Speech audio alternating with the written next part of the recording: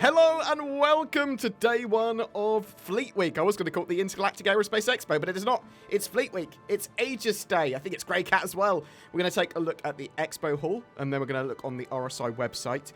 There's going to be a load more going on beyond what we talk about as well in this video, and I'll do some separate videos on it as well, because we've got the Idris P. Looks like it's going to be on sale, and it probably is on sale at time of recording now. It's the Idris Experience, the Idris P, the Idris Peacekeeper, and potentially some other variants as well. So let's have a look at the Expo Hall, see what's available today, see what's available on the website.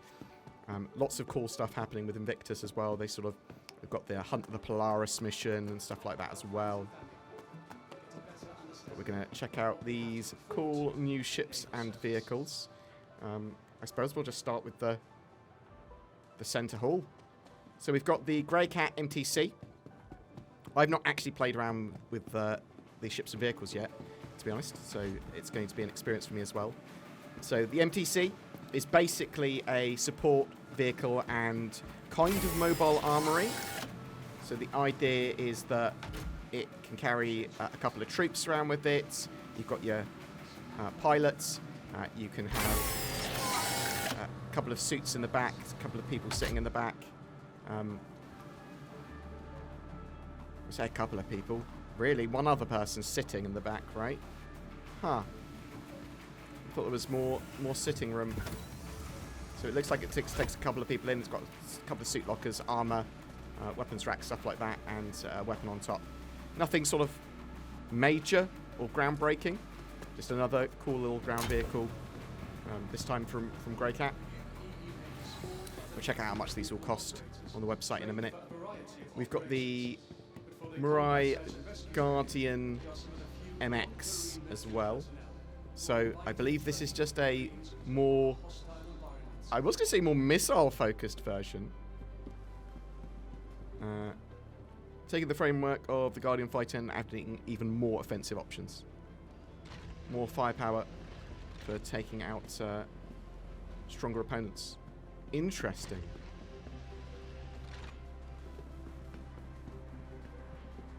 I quite like the Guardian. Obviously, it's sort of like a hybrid-esque ship. Mirai are interesting because they sort of blend it with Xi'an tech or whatever.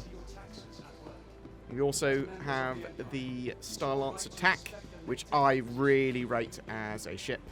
It is reasonably large. It's really sort of focused on being a hybrid gunship, dropship. I say gunship, dropship. It's sort of like a mission running ship. It's got room for a vehicle. It's got room for a ship in its little hangar. It's got a load of forward-facing weaponry, and, well, I say forward-facing. It's got a couple of big side weapons as well, which can point mostly towards the front. So you get your man turrets as well as a load of remote turrets as well.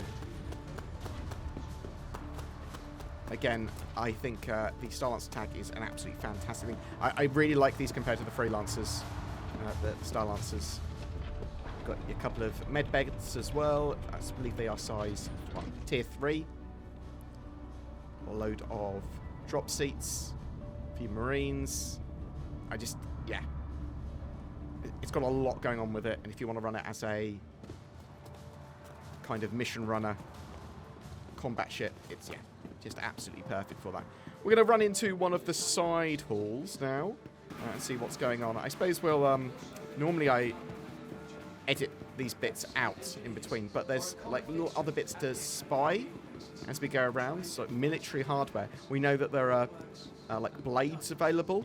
We say blades, flight blades. But you can also, I believe, like just buy all the weapons that are on display, and components. As my pop says, you can't control life.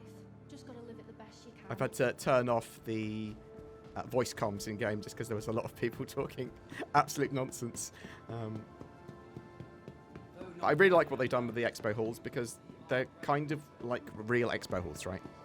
And you can just go up to any of their ships and vehicles and hold F and left click on them and rent them. I think it's for 48 hours at a time.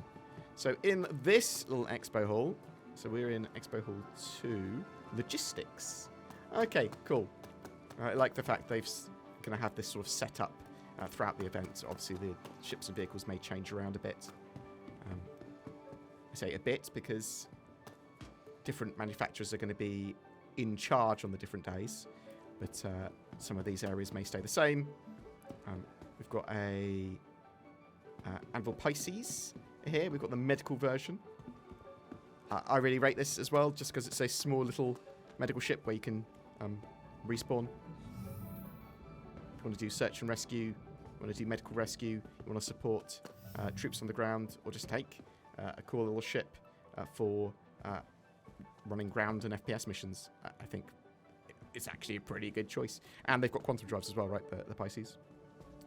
You've got a Mantis here. Now, interestingly, we know that there's going to be a Mantis heavy strike fighter turning up at some point. The Mantis is a quantum interdictor, quantum dampener. But they're going to have a heavy strike version of it as a more focused fighter at some point. We've got the MPUV-T. So this is the tractor version. And also they said it's going to be modular as well. So you'll be able to put the different modules here as well. But you've got a tractor beam in the front and back. And that enables you to sort of manage cargo, put cargo in there. Big cargo crates. Going to be a great little utility ship for your big sort of capital ships and large ships. I got the Terrapin Medic. Such a great use of the Terrapin hull, making it a little medical ship. I say little medical ship. It is a really pretty powerful, tanky, get in, get out medical ship, which I highly rate. I can't remember how to get into it. This way. Let me in. Let me in. Liz? You just gotta ask it nicely, and it will let you in eventually. So I believe it's a tier 2 facility. But again, if you want to run FPS missions or do search and rescue, sort of that sort of stuff, the Terrapin Medic is a great choice. And then you've got interesting sort of like gear and items around. Oh, that's a major release that I missed as I came into the hall earlier. The Anvil Asgard. So as far as I'm aware, this is basically a Valkyrie which has been changed so it's more focused on taking a big vehicle like the Ballistas or any of the Atlas sort of chassied big old cars. Interesting.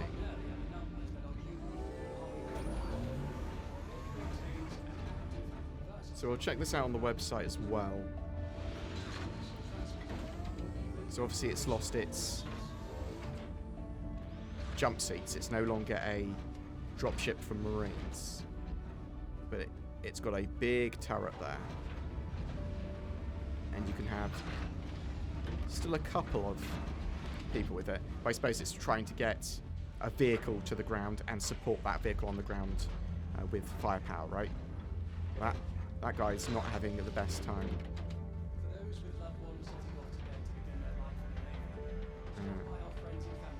We might look at this another time. That looks a bit dangerous, that death ladder hatch.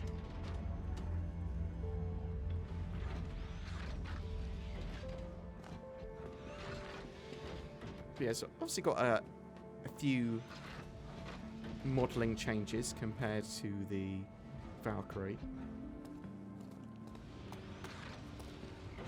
Load of weaponry on it, and there's obviously more on top as well. Yeah, a lot going on there. Right, let's go into the fighter hall. So this is the fighter hall. We've got the Anvil Arrow. So I absolutely love it as a light fighter. This and the Gladius, I just really rate for some reason. I think I just like the look of the Arrow, and I like the idea of it. Sort of a nice mainstay light fighter, good amount of firepower. And then got the Lightning, which is just the heaviest of the heavy fighters in game at the moment, as far as I'm aware. F7, well, the F7s are obviously the sort of medium version of it, but the F8 is just a beast of so much weaponry in a single-seater fighter. Tanky, brawler, yeah. On paper, absolutely fantastic. Probably one of my favourite ships. What else have we got? We've got the standard Mirai Guardian here. Got the MX version.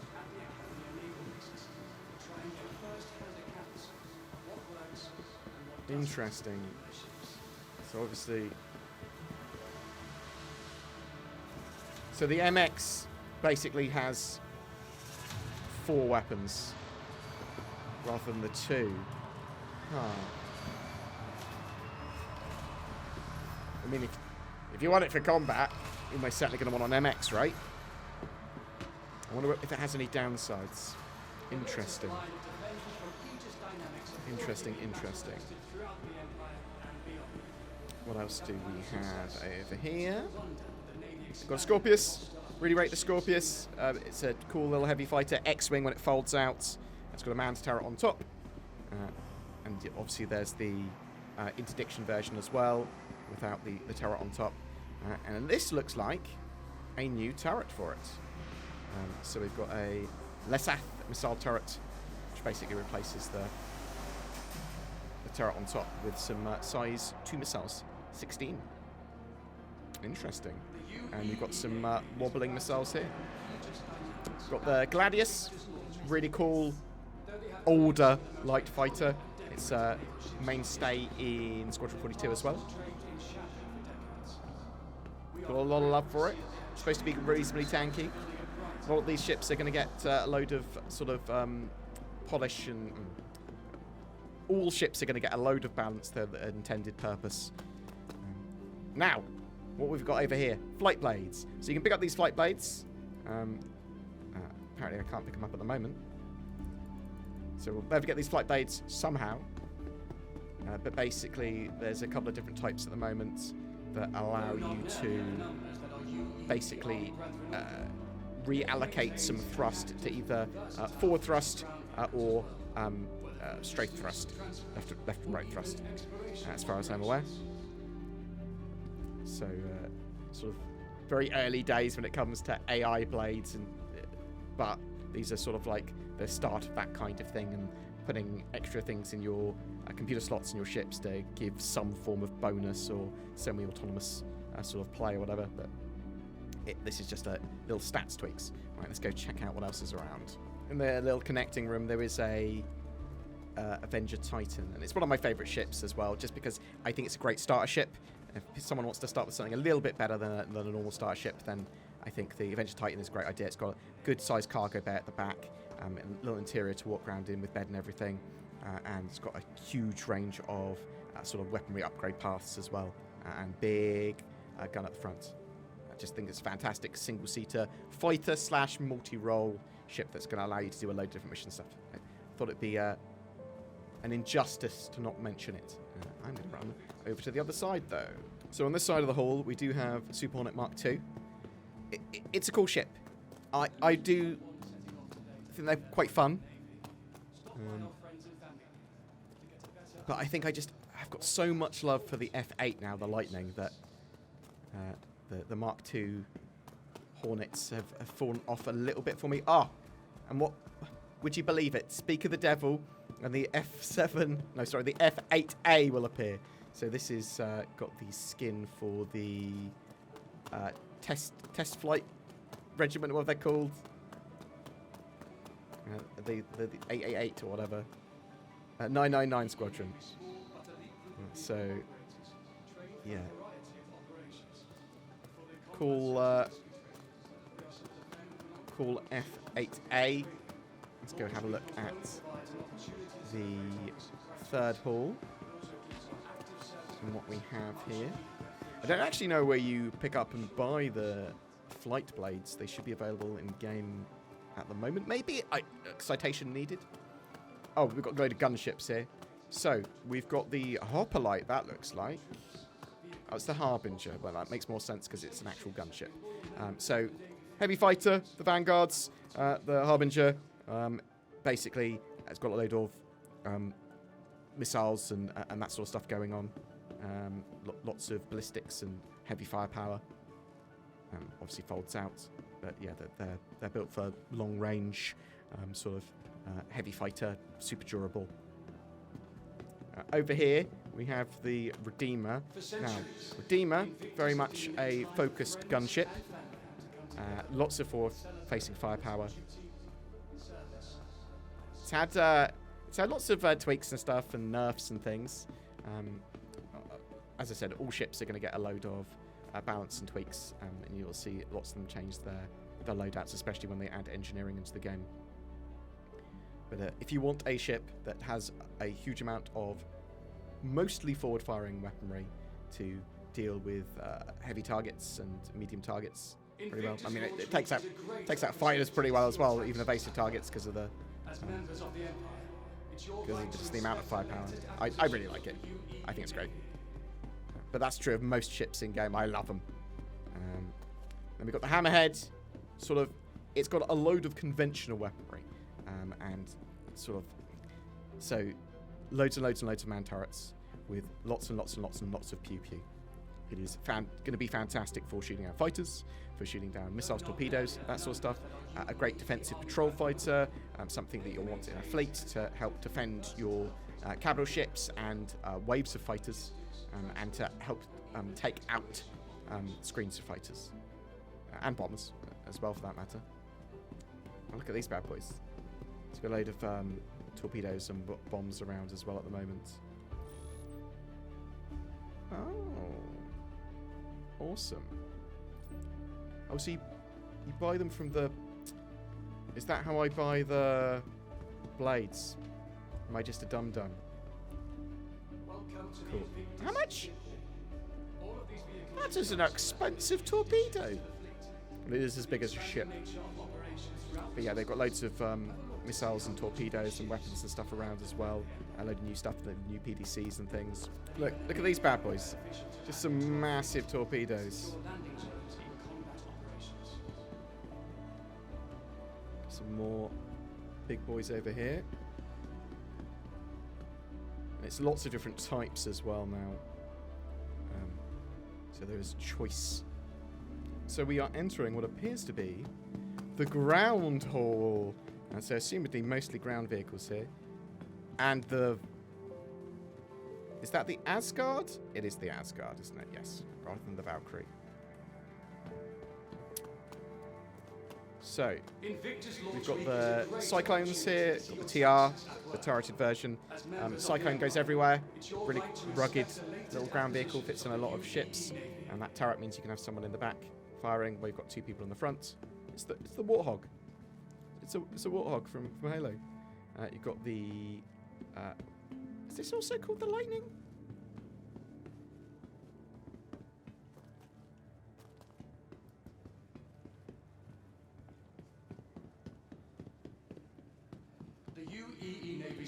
It's the Storm. I forgot entirely what it was called. No, so we've got the Storm tank, basically little light assault tank, single-seater. You, let me open front up here. Get in. It's very, very cozy. And then you're just an armored pew pew boy. I think it's pretty cool. We've got the Nova tank. I believe there's a new turret for it as well. So, you can replace your main battle tank's turret, the big gun on the side, with this much more rapid fire one now. A NV-57 ballistic gatling. And then we've got the Cyclone with the turret and missile launcher, the MT.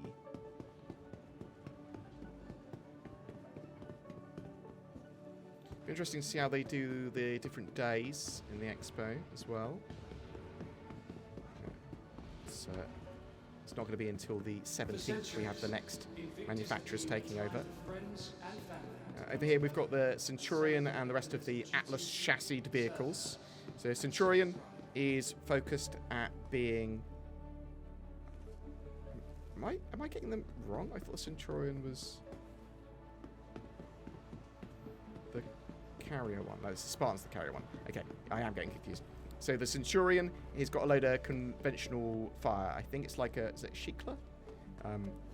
So loads and loads and loads of anti-air is the idea mostly, whether you could use it to target ground vehicles.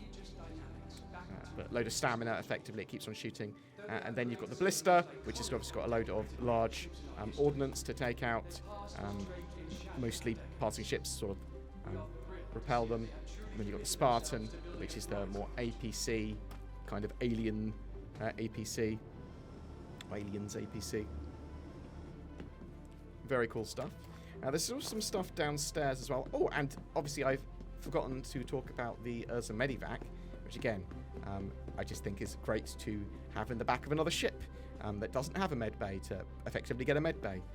Cool little rugged thing. So I think the servers are holding up pretty well. I was in a pretty full server. Performance is pretty good. Haven't had a crash yet, touch wood. Got the Cyclone 8A downstairs. Got the Ursa downstairs.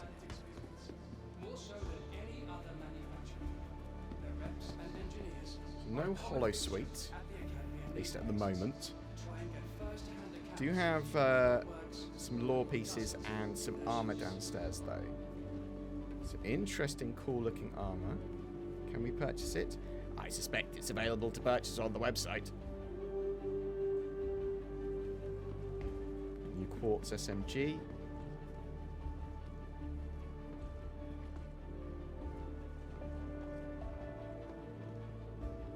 Some interesting skins. Some armors. So some of this area might get used. Display closed. Okay, interesting.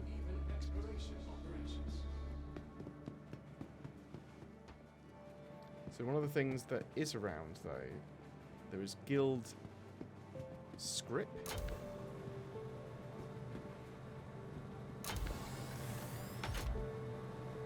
Which should appear around the hall as well, little silver bars that you can get some money for, or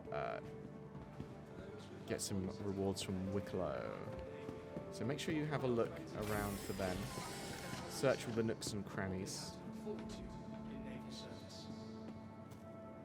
Maybe don't get too obsessed by it. So I'm going to go check out the RSI website and see if there's anything else exciting there as well. Oh, and probably, well, we might do another video on the Idris tour and obviously testing out each of these ships and vehicles as well. Yeah, that Guardian MX, that's a load of firepower. And does it not have missiles? Well, check it out on the website. I thought it was going to have a load of missiles instead, but it looks like it's gone, actually, let's just give it a load of pew pew. Awesome. Oh, I do want to say that if you do want to rent a ship or a vehicle, you can go up to these bad boy terminals at the front, and it should allow you to rent anything that is available during that day.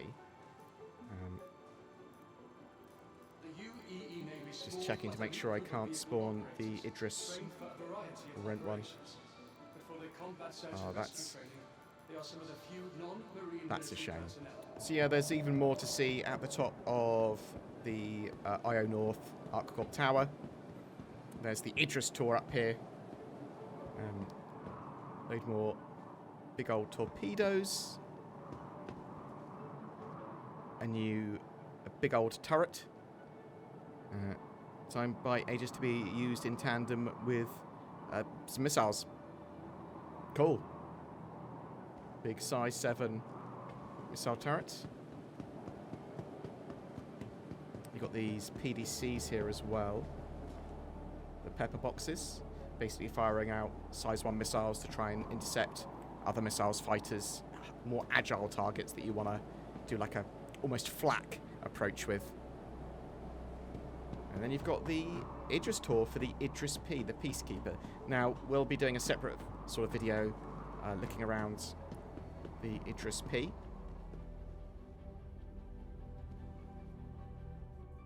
but I'm going to go check out the RSI websites. So on the RSI website, there's a load of description of some of the new stuff that the Fleet Week sort of update also brings in addition to 4.1.1. There's some UEE training exercises, sort of like lower level combat missions for new players to try out. There's the Hunt the Polaris mission as well. That's a sort of public global mission around Stanton, having people help hunt down a Polaris and take it out before it gets through a wormhole. There is also the tour of the Idris, which is cool. It's docked up at the top of ArcCorp Tower. There's script to hunt around the Expo Hall and around the verse. So, yeah, some cool stuff there. And some interesting patch bundles. So, sort of skins for ships and armor sets with the Volt SMG there for those that are interested. And we also have a load of other stuff going on. So, the Idris Peacekeeper is released, as is the Idris M and the K kit and a new T kit for it as well. So the Idris is here. Let's actually jump to the Idris's page. So the first wave instantly sold out for the Idrises. You can buy them for real money or store credit. But yeah, we'll take a look at this in a proper video soon. I want to do a bit of a ship tour. It'll be me sort of stumbling around in Idris while talking about it and talking about all the weapons and everything that it's got. So it is just covered in weaponry. It has a huge amount of cargo space. It's got a massive hangar with a sort of additional little side hangar as well. There's a variety of different paints for it. A little shark-faced one. Not a fan of the tan one. I do quite like this one. A factory standard. Apparently this is blue. It looks like black and yellow to me. And then you've got the aftermarket kits. So you've got the K kit, which has got that huge beam weapon. And then enhances some of its other weaponry. And you've got the T kit, which basically changes that spinal mount. It's no longer a beam weapon. It's no longer the railgun or anything. But massive torpedoes. I believe it's got 4 launchers, and they fire size 12 torpedoes. But as I said, we'll look at that later. And the Idris M appears to also be flyable. Interesting. There's 6 waves. A limited number of Idris frigates are available to Chairman's Club members only, and are restricted to 1 per account. Stock will be available in 6 waves to cover as many global time zones as possible. I'm not sure if they're available for other people. Tell me if you have availability to them or not. So Chairman's Club members are people that effectively have spent £1,000 their concierge. So it's interesting. Well, first wave sold out immediately, and then we've got one at midnight, and then 8 a.m, 4 p.m, midnight, and 8 a.m, going on to the 16th and 17th of May. Interesting. So obviously, there's a lot of money to be made here. The Idris P, the Peacekeeper, the standard one, doesn't have a mount at the front at all. Well, has the spinal mount, but it doesn't have a weapon there. The M has the railgun. The T is this torpedo kit. And it comes with different PDCs and stuff like that as well, and turret upgrades. But you'll be able to customize this stuff in the future, and you'll be able to get these ships in the future without spending real money as well. And you've got obviously the K with the big beam weapon. Very cool stuff. And you've got the Greycat MTC as well. I'm interested to see how much this is, but yeah, a couple of suit lockers, little gun on top, nice little rugged vehicle there. How much are you? $45. Okay. And so assumedly War Bond comes with lifetime insurance, and then if you buy with store credit, you get 10 years, because ships that are bought with store credit, assumedly, during Fleet Week, come with 10 years as standard. have to citation needed for that. That could just be for the new stuff. What else do we have? Well, let's go to the main page to see the Aegis dynamic stuff and Grey Cat stuff. So we've got the Avenger Stalker, $60 for what is effectively a bounty hunter ship. It's got, instead of a cargo bay at the back, room to put people that you have neutralized. And then you've got the Avenger Titan, $60. As I said, this is my sort of preferred starter ship, as it were, upgrading your standard starter to that, or getting it as soon as you can in game, because you don't have to spend anything more than getting yourself a game package, the cheapest one. I really rate it as a ship. Sort of really, really versatile, good sized cargo. And then you've got the Renegade, which is a different loadout effectively and different skin for the sort of Titan there. Got the Warlock, basically got an EMP in the back, and they're very scary because of that, although we want to see where the direction the EMPs go when everything's balanced and we have engineering. Eclipse, it's $300. It is a stealth fighter with big old torpedoes on it. I think it's incredibly expensive, but I hope you do as well. Got the Gladius, $90 for that light fighter. It's supposed to be pretty tanky and rugged, but it is an older design is the idea. And then you've got the different loadout for it, the Gladius Valiant, $110. Got the Hammerhead. Really like the Hammerhead. $725 though. It's incredibly expensive. Again, get all these ships and vehicles in game. It's referred to as a heavy gun ship. It's sort of like a patrol ship. It's got a load of those manned turrets which are going to pew take out a load of fighters, take out a load of torpedoes. Got the Idris P, $1,900. It was already sold out when I checked, but yeah, what a release, eh? It's a big old frigate, massive capital ship, lots and lots of waves to be sold. And you want a big capital ship? How about a destroyer? The Javelin's even bigger. $3,000. It's obviously not flyable yet, although NPCs do use it occasionally.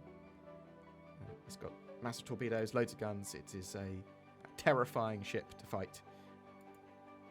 Got the Nautilus in concept at the moment. It's a mine layer, but also mine sweeper and repurposer. Has basically a drone that goes out, grabs up mines, brings them back, and repurposes them. And then you can drop more mines. Redeemer, talked about it earlier. Mostly forward-facing weaponry, but it does have some rear-facing stuff.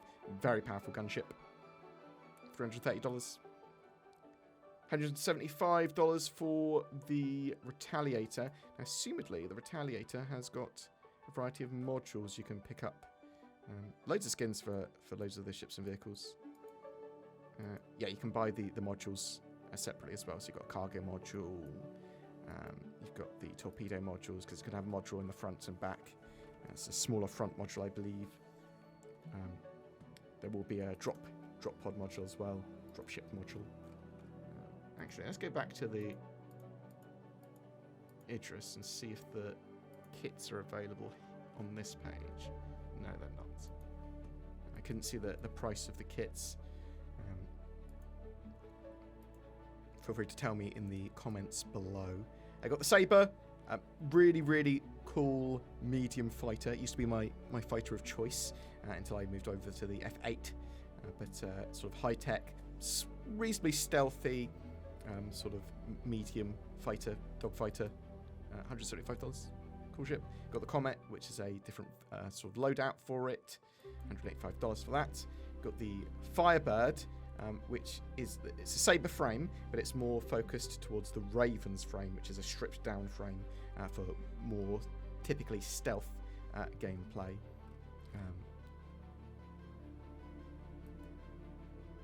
Then you've got the Vanguard Harbinger, $290. It's pretty expensive. Sort of very, very tanky, heavy, long-range fighter. Lots of firepower there. Sort of, it is a two-seater as well. And you've got the Hoplite, $240. Basically, rather than having lots of missiles and torpedoes, instead it has room for sort of troops to be dropped out the back. Some drop seats for them. Got the Sentinel. Really like the Sentinel. It is the sort of e-warfare kind of version. Interesting to see where it goes in the future with sort of like being able to hack and stuff like that, and some electronic warfare weaponry, EMP sort of torpedoes, things like that. It's $275. The Warden, which is kind of the standard heavy fighter version. It's supposed to be more sort of kind of more tanky. The center module is supposed to be a escape pod. With that, $260. Vulcan looks like Master Chief, but it's also a drone repair, rearm, and refuel ship. So you turn up, you can sell your services or help repair, rearm, and refuel the fleet. And your drones go out and do tasks and come back to you. $200. I really like it. I think it's cool. And then we're back to the Avenger Stalker. What we got from Grey Cat, though? We've got the MTC. We talked about $50. Available from $45. Yeah, I think that's pretty cool. Is that technically all we've got from Grey Cat today available to purchase? I think it is. Okay, he's gone. Now you can buy. You can buy the. Okay, well, that's all that's available to purchase from Grey Cat today, apparently. Go back to Aegis Dynamics now. Is there anything else below here? So you've got some Warbond deals. Flight blades are here as well. So you buy them with real money. Ooh. You'll be able to get them in game though. Eventually, they're coming summer. So in a patch within the next few months. And yeah, so $12 to $15 to get some flight blades. And yeah, they will basically either give you improved speed or improved agility if you so want that. But I'd get them in game personally. I don't think stuff like this is. They're more expensive for the larger ships. I don't really want to buy components like this personally. It'd be fine if they came free with the ship when you bought them at Fleet Week. But stuff like this I'll get in game for sure. And then you've got some sort of in-game merch, some cool skins. Do you like the Tiger Stripe stuff? Oh, I think I'm just a monster. This New Dawn.